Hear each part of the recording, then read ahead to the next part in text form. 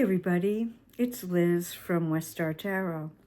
And today I am doing a tag, a year-end tag, to Chanel.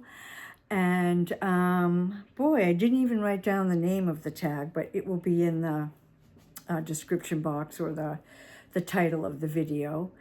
Year-end tag, I'm not sure, I think maybe that's it. And there's a series of prompts for us to reflect on the year gone by. And I thought it sounded interesting. I haven't done a tag in ages. I have watched a couple of online friends do their version, and I thought I'd like to join in. I have kind of lost my zest for making videos and haven't been making them as frequently, and this kind of inspired me. So I thought, all right, you know what? Let's do it. So I'll be reading I wrote down the prompts and I'll be reading them off. And the first one is deck I loved using the most. And interestingly enough, it's an oracle. It's the Dreaming Waves Oracle, and I did get this year, and I just fell in love with it. I am lucky enough to live near the ocean, and I am an ocean person. And so when I saw this beautiful deck, online, I think it was a Kickstarter, I had to sign right up because I don't have an oracle dedicated solely to the ocean.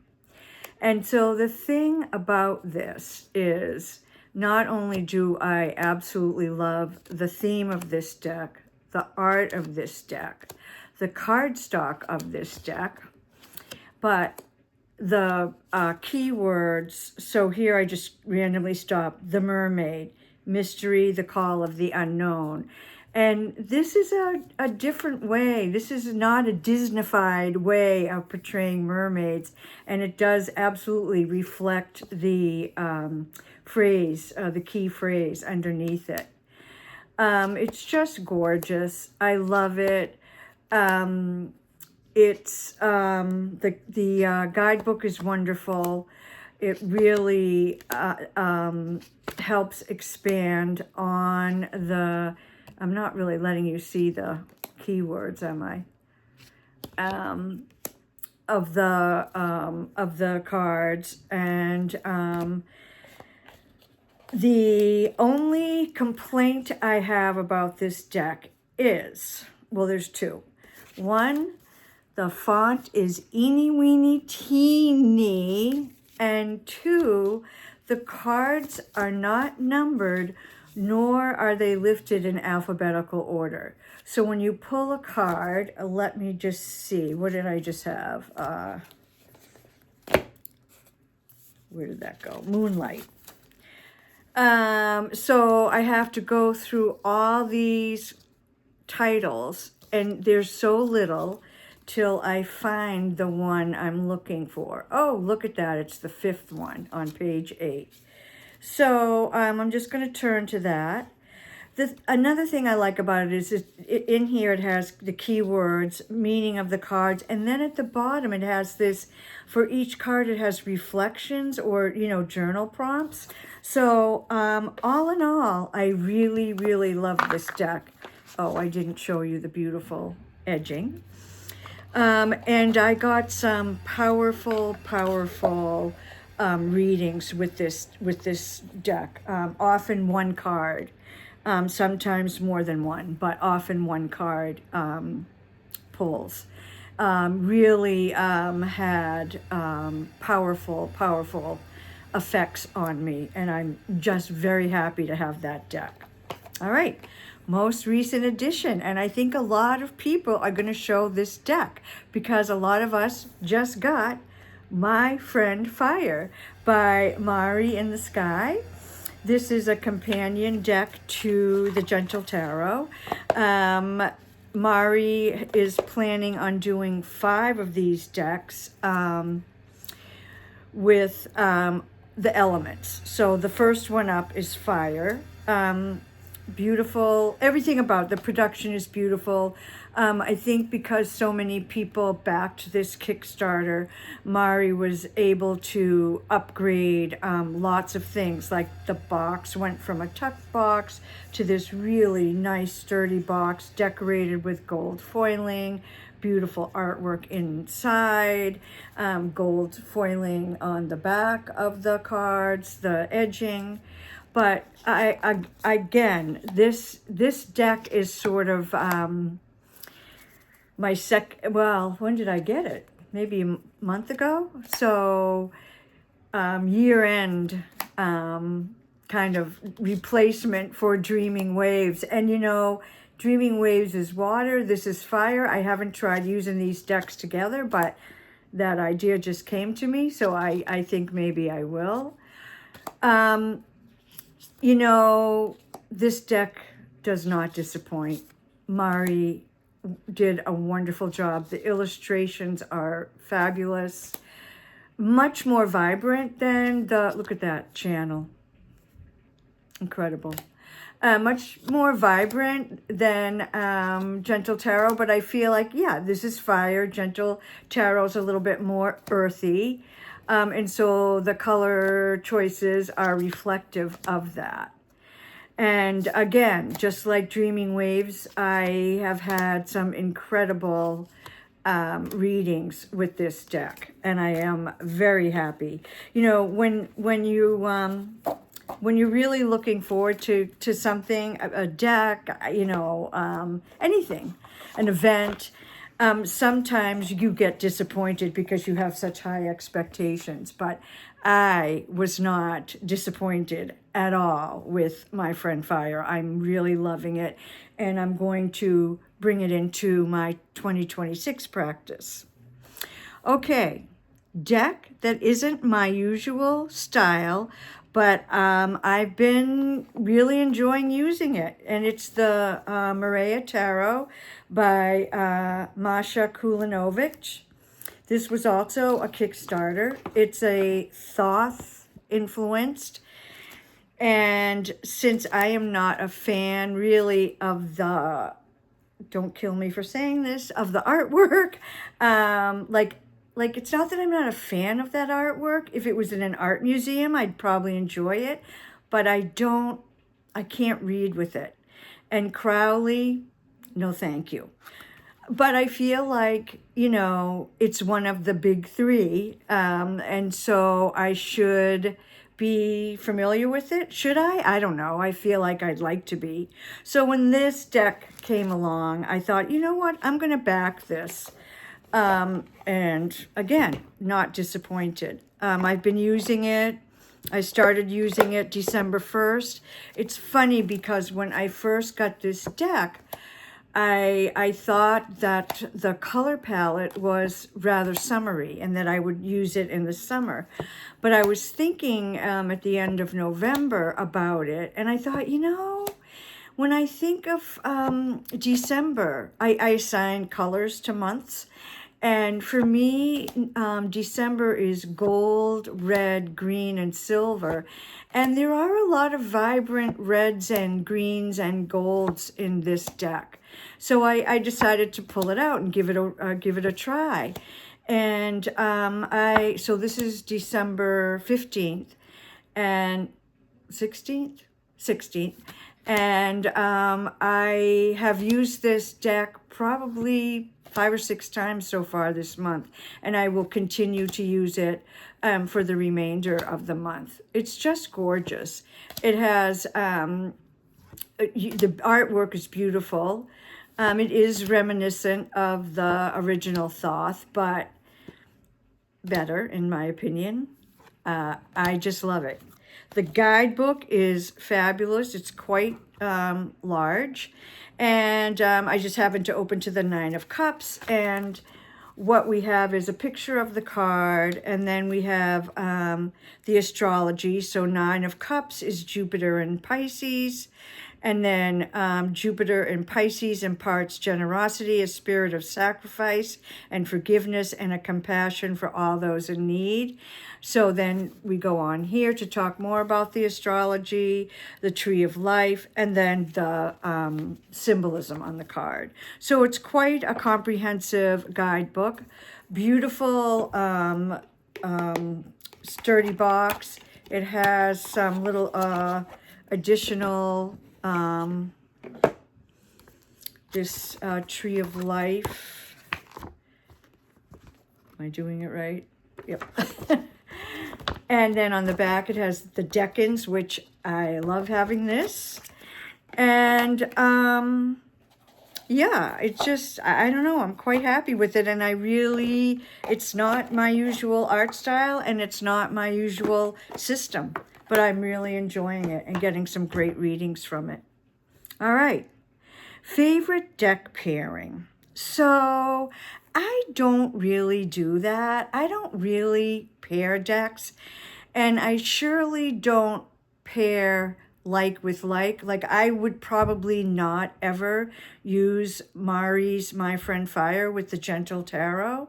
Maybe because the colors are so different, but I don't say, oh, that oracle came up that matches that tarot. Now I got to get it so I can use them together. I don't do that. And I really don't do pairing much at all. So what I decided was I would substitute instead for this prompt, best cardstock of the year. And if you've watched my channel at all, you know that I am kind of crabby about cardstock. And I get particularly angry, is that too strong a word? Fed up with Hay House. It's just like, why? Why do you use cardboard? I mean, I have probably 5 tarot published by Hay House that I absolutely adore, including one of my most favorite tarot, The Fifth Spirit by Charlie Claire Burgess, that I don't use as much as I would if I could only shuffle it. I don't get it. Is it cost? Well, charge a little more for the deck and use decent cardstock. Anyway, Magical Nature Tarot. I got this year. The creator is in Massachusetts, Western Massachusetts. I live in Southeastern Massachusetts. So it was I felt like I was supporting a local artist by buying this. Also, I'm an herbalist, and the dyes used to color this deck are plant and mineral based. And the cardstock is plant-based too. And it is just a dream. I'm showing you the cards when I'm talking about shuffling. All right, I don't have the camera down, but let me just say,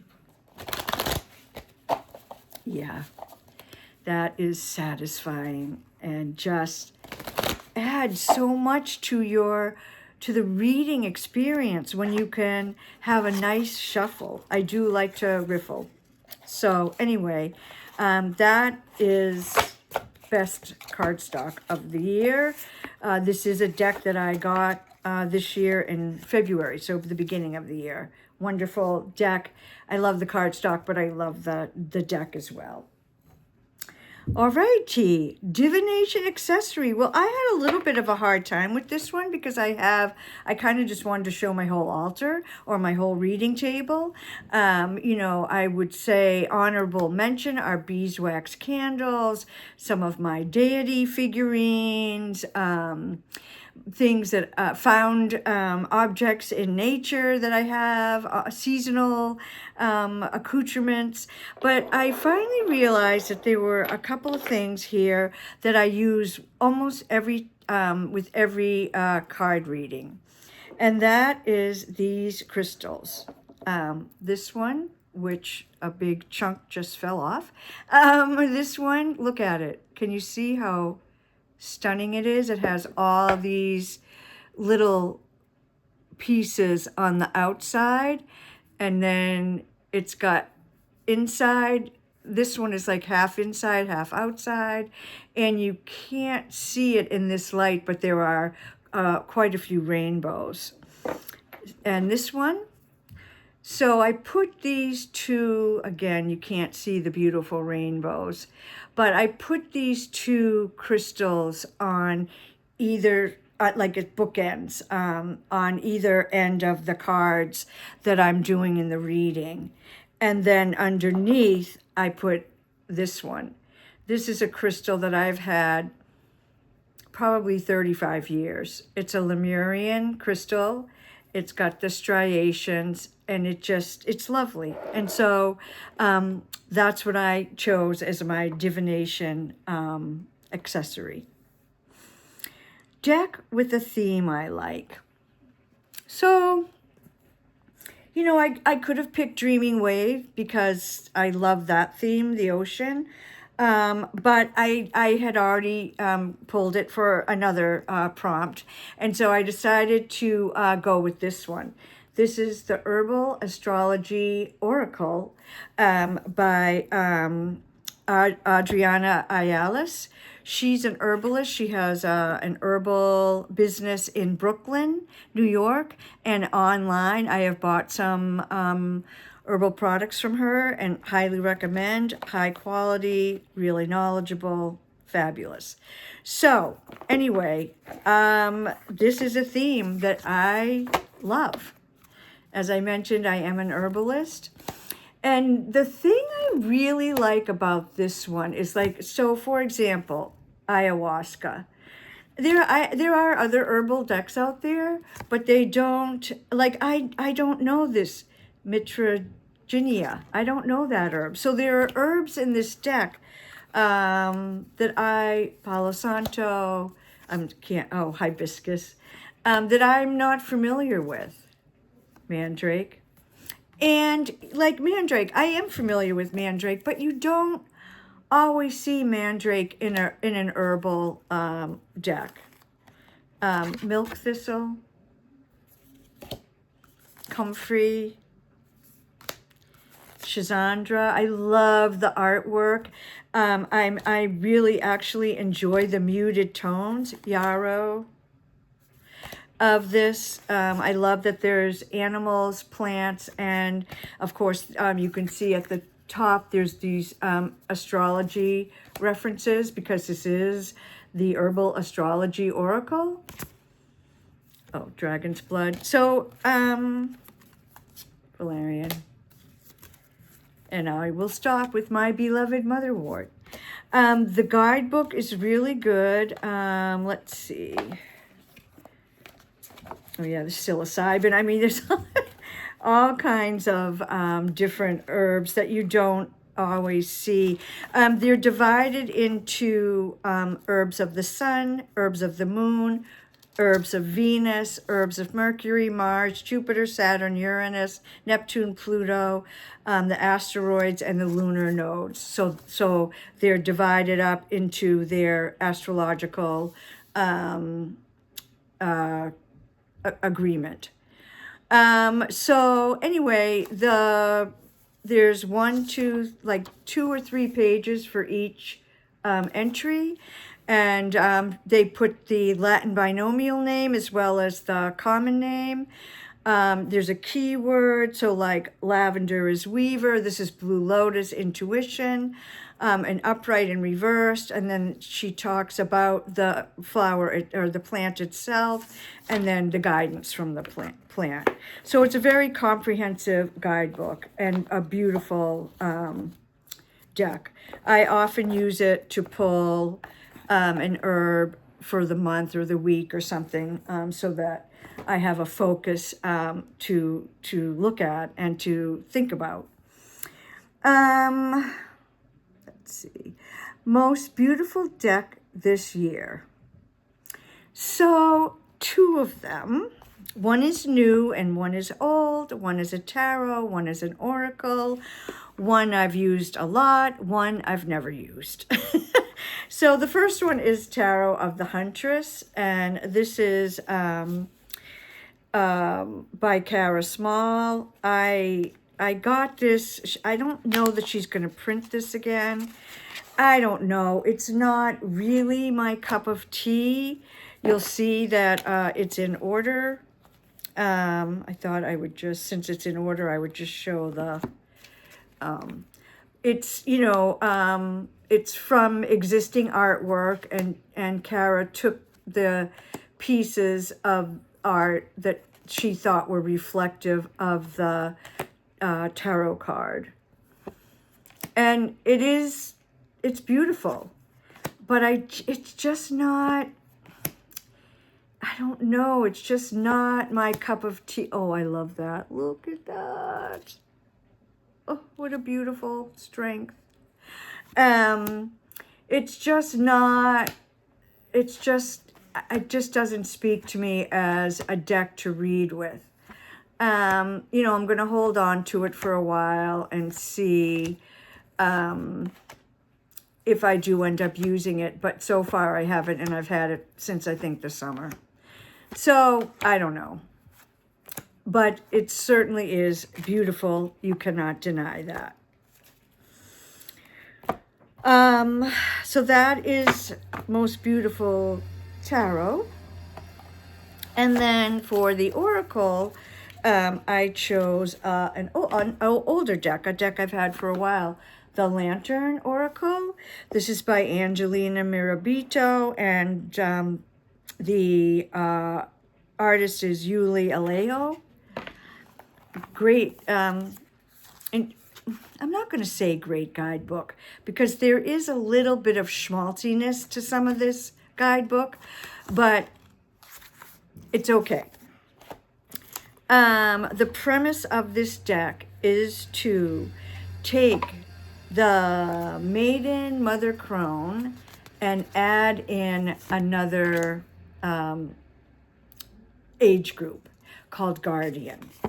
And the Guardian, let me look, is between Crone and, so instead of going straight from Mother to Crone, we go from Mother to Guardian. And I really like that, because I'll tell you, I mean, I'm a Crone now, but when I was sort of done with my mothering, I didn't really feel like a Crone yet. In my women's circle, we put a fourth section in, because a lot of us felt that way too. We called it Queen. So we did Maiden, Mother, Queen, Crone. But I really do like that name, Guardian. I want to see if I can find the age group.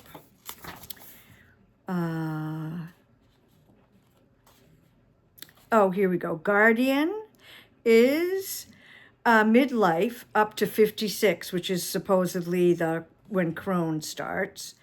And my complaint about this deck is that a lot of the Guardians look like they're 25. And so I don't find that terribly empowering.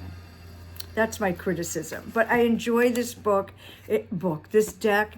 It is very empowering. The artwork is stunning and provocative and inspirational. Look at that beautiful crone. I love it. It's gorgeous. And I don't think I've come across, oh, here it is. Yeah, this is the one. It's a woman who's had a mastectomy. So how many times do you see that in a tarot or an oracle deck? And I think look at the power there. I think it's inspirational and really wonderful to have. Sad that we have to have it, but at least 1 out of 8 women, at least in the United States, will get breast cancer. And so that's a lot of women who can now see themselves in this deck. Another beautiful crone. So yeah, I really like this. And this is another deck where I just pull one card at a time. And I have enjoyed this over the years, despite my complaining about the guardians. You know, I think we need to have our criticisms as well as our praises of our decks. So that's the Lantern Oracle. Deck I want a unicorn deck. So I got my unicorn deck, not this past summer, but the summer before. The Greenwood. I got a facsimile of it. I didn't get an original. And I was fine with that. And now it's being reprinted in a Kickstarter. I guess it's already finished. So, you know, that was my unicorn. I mean, I never, ever, ever thought I would get that deck because the original ones were going for like $1,500, $2,000, and I can't afford, and I'm not going to pay that much for a tarot deck. And boy, I'm glad I didn't, because now it's being reissued. Tarot Practice Reflection. Oh no, what card sums up, sorry, I want to avoid this question. What card sums up this year? So I think it's probably a card that many of us feel, this is from the Maria, it's the Tarot. I'm sorry, it's the Tower. Oh my goodness. And, you know, especially for those of us living in the States, it's just been a clusterfuck here. I mean, it's just been crazy, been very towery. But personally, for a lot of people, including myself, it was a tower year. I had a couple of deaths of close people, one of which completely changed my lifestyle. So that was like the tower totally crumbling. The good news for me is I've finished. So I'm moving beyond the tower. And I'm going to segue that into the next prompt, which is Tarot Practice Reflection. So I had been thinking about, I usually will pull a tarot card for the upcoming year. And I had pulled this card, it's an oracle card, for the month of December. It's from the Kaliak Oracle. And I got Dear Mother. And this card really, really spoke to me. I had already decided that rather than randomly pull a card for 2026, I was going to choose my card, and I chose the Star. I mean, it is the card after the Tower. We go 16, 17. And I just thought, you know what? I want to just throw myself into this pool and into this light and into the hope and healing and guidance that this card provides. And I'm going to read I have lots of tarot books and guidebooks. I'm gonna pull this Star card from as many tarot decks as I decide I want to and read what their guidebooks have to say. I'm going to meditate on this card. I'm just going to let this card guide me through 2026. And then I decided, based on Dear Mother, that my animal would be deer, and indirectly I pulled this card for December, Kuan Yin, as my deity. And I thought, I am going to bring Kuan Yin, deer, and star into 2026.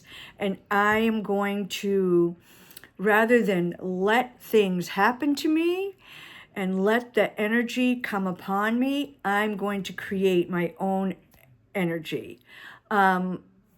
Yes, I can't control the chaos that surrounds us and the brutality and cruelty. But if I am going to spend time with dear Kuan Yin and the Star in 2026, I'm hoping that will allow me to send off, as I soak in the energy of those beings and that card, I hope then I can send that energy out. And so as I go through my daily life and my practices in 2026, I hope that I can move through this world as a kind person, as a loving person, as a peaceful person, as a hopeful person, as a joyful person, and that I can spread that out among the people that I interact with as I go through my daily life in 2026. So I'm not going to pull a card for the year because I feel like I already did. These three. These are my cards for 2026. And the deck I would like to use next year is this one, the Foroxa by MJ Cullinane. I've had this deck for a while, but I really don't use it too much. And I thought, when I saw that prompt, I thought, you know what, let me see, what deck would I like to, bring it out into my practice for 2026. And I'm not really sure why, because I do use this deck, but it is in order. It's beautiful. So this will be a deck that I'm going to use in 2026.